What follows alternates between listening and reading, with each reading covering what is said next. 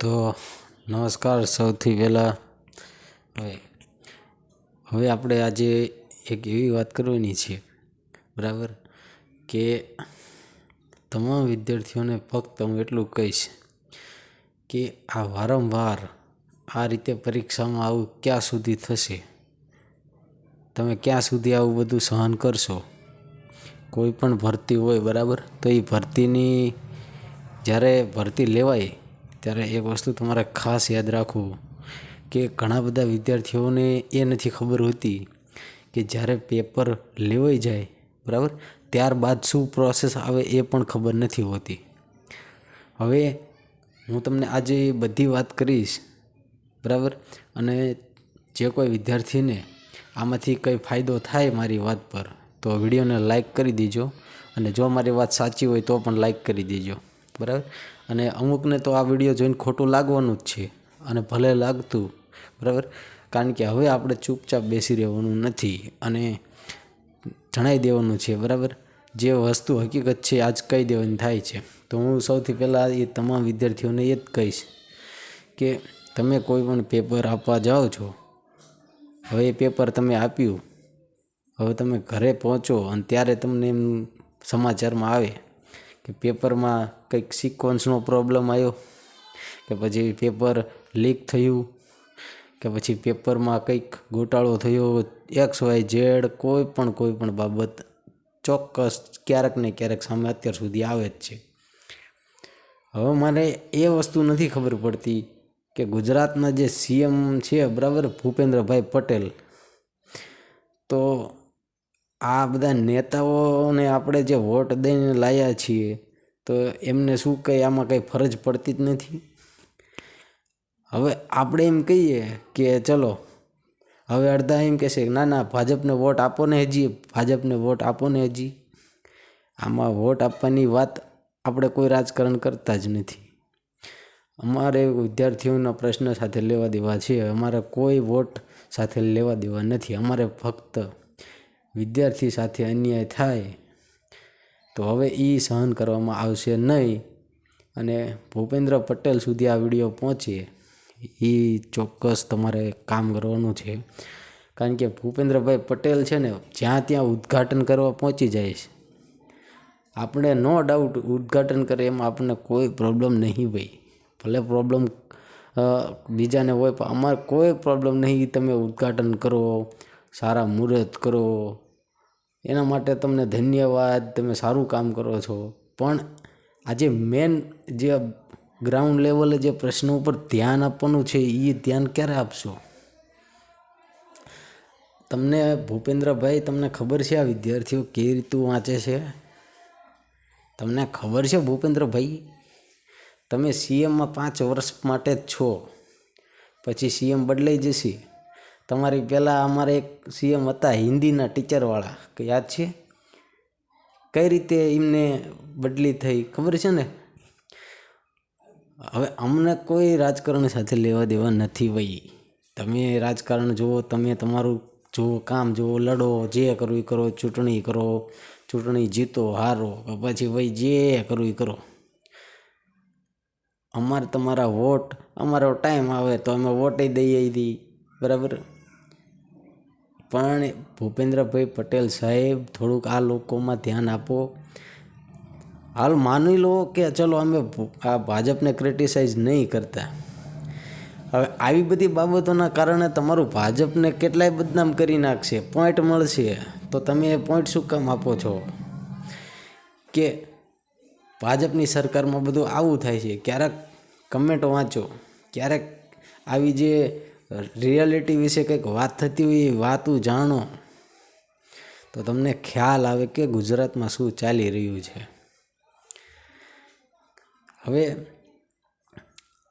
હવે જે રવિવારે લેવાની હતી એક્ઝામ, એની વાત કરીએ તો એમાં બધાને ખબર છે કે હવે ABCD વાઇઝ કંઈક સિક્વન્સ બન્યો છે, સંજોગ કયો કે પછી કંઈક.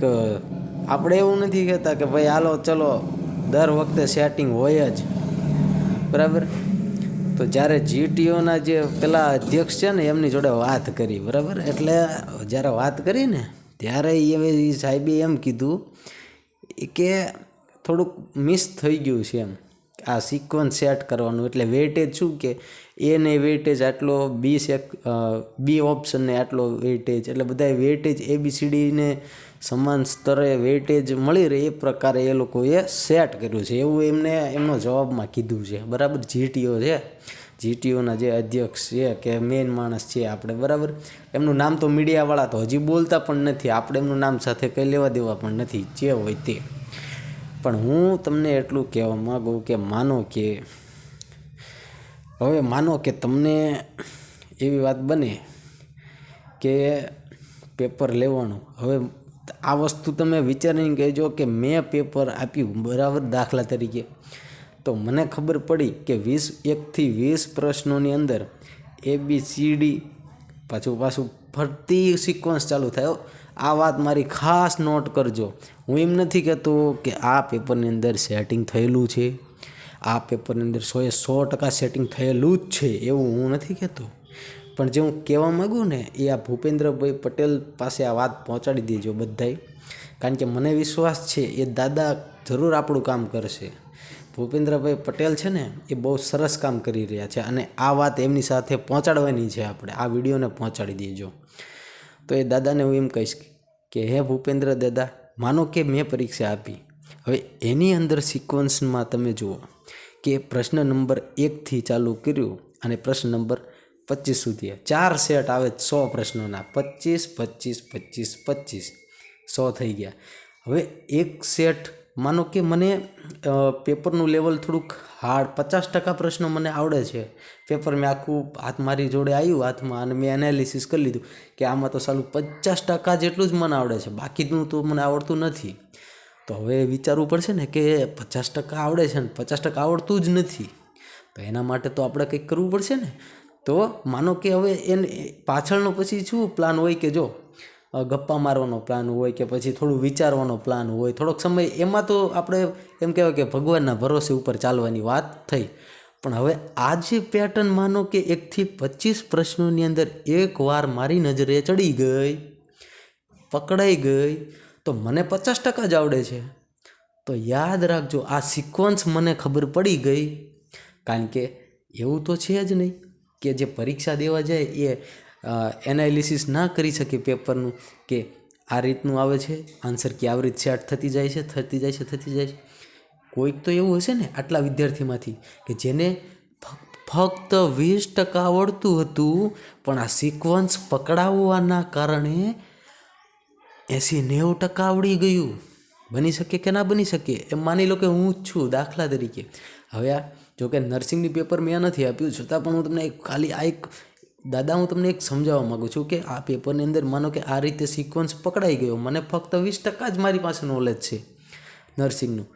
તો હવે વિચારવાનું શું છે કે 20% નોલેજને કારણે હું શું કરીશ કે હવે હું તુક્કો લગાવીશ કે આ રીતે સિક્વન્સ બને છે, તો કેમ પાછળના પણ આવા કદાચ હશે, તો ચલો ભગવાન ભરોસે, બરાબર, આપણે એવું કરી દઈએ, ટીક કરી નાખીએ એ રીતે, તો શું થશે? હવે જે વાંચેલો વિદ્યાર્થી છે ને એ મારી પાછળ જતું રહે છે. એ કેમ ખબર છે? કેમ કે વાંચેલો વિદ્યાર્થી શું કરશે, એ પ્રશ્ન આખો વાંચશે, હવે પ્રશ્નને સમજશે, એટલે એનો ટાઈમ કન્ઝ્યુમ થશે. હવે જ્યારે એનો ટાઈમ કન્ઝ્યુમ થશે ને એટલે એનો સમય એટલો બગડશે, કન્ઝ્યુમ થશે એટલે એનો સમય એટલો વીતી જશે. અને પહેલાંને તો સિક્વન્સ મળી ગયું છે, ફટાફટ પૂરું કરીને કુંડાળા કરીને એનો ટાઈમ સમય પહેલાં તો એ પૂરું પણ કરી નાખશે. એટલે ભૂપેન્દ્ર દાદા જે ગુજરાતનો વહીવટ કરતા હોય એ બધાને હું કહું છું કે હવે આવું બધું તમે ના ચલાવો. નરેન્દ્રભાઈ મોદી સુધી આપણે વાત તો નહીં પહોંચે, કારણ કે એ તો કેન્દ્રમાં બેઠા બેઠા બધા સારા કામ કરે છે આપણા ભૂપેન્દ્ર દાદા જેમ. તો ભૂપેન્દ્ર દાદા તમે પણ સારા કામ કરો, અને કોઈને ચાન્સ શું કામ આપો છો કે તમને ક્રિટિસાઇઝ કરી જ શકે? તો એટલા માટે તમે કંઈક વિદ્યાર્થી પક્ષમાં એવું કામ કરો કે વિરોધ પક્ષવાળા તમારી સામે ના પડે. હવે જો કોંગ્રેસવાળા બિચારા કેવા તમારી સામે બાથ ભીડે છે આ મુદ્દા પકડીને, તો તમારા ભાજપના એવા નેતા કેમ સક્ષમ નથી? આપણે એમ કહીએ છીએ ચલો આમાં સેટિંગ છે જ નહીં, તો તમે સ્ટ્રિક્ટલી કેમ નથી કરાવતા? બરાબર. તો હવે આજે વસ્તુ છે ને ભૂપેન્દ્રભાઈ દાદા, એ કંઈ જેવી તેવી વસ્તુ નહીં યાર. આ બહુ ડેન્જરસ વસ્તુ છે. કોના માટે ખબર? કે જે રાત દિવસ વાંચે છે, મહેનત કરે છે, એ લોકો માટે આ જે વસ્તુ છે એ ડેન્જરસ વસ્તુ છે ભૂપેન્દ્રભાઈ પટેલ સાહેબ. એટલે દાદા તમે જાગો, અને જાગ્યા હોય તો સરસ મજાનું બ્રશ કરીને વિચારીને આ લોકોને માર્ગદર્શન આપો, જેથી છે ને એ લોકો બીજા વિદ્યાર્થીઓની લાઈફ બરબાદ ના કરી શકે. બાકી અમારે તો ભગવાન ઉપર આશા આજે છે અને કાલે છે. બરાબર.